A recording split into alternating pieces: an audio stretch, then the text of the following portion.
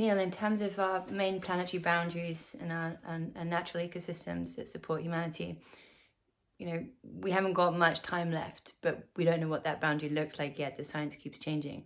I've heard you talking about historical ending of civilizations due to lack of water, lack of soil. Yeah. Any chance you can wrap that up in a minute or two? Sure. It's this pattern is not new. This pattern is actually very, very old.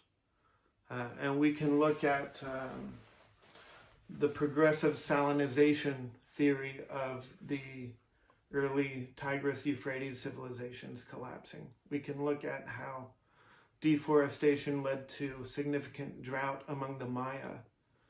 And eventually that drought outlasted their water supplies, and then the Maya kind of collapsed into the existing rural peoples that are still there in Guatemala and southern Mexico.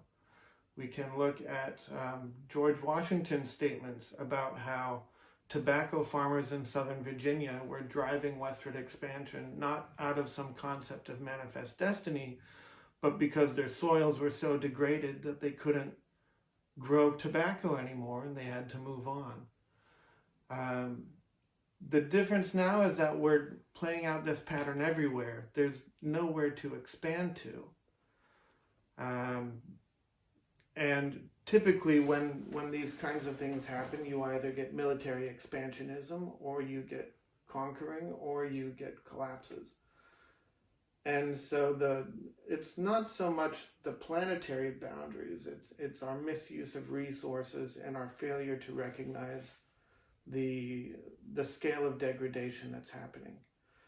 And I really like Kate Raworth's donut economics concept around this.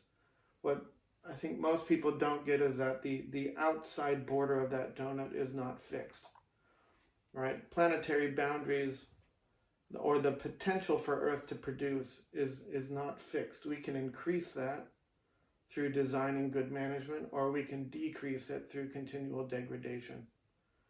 And the former is definitely the rule. It would be good to make it the exception.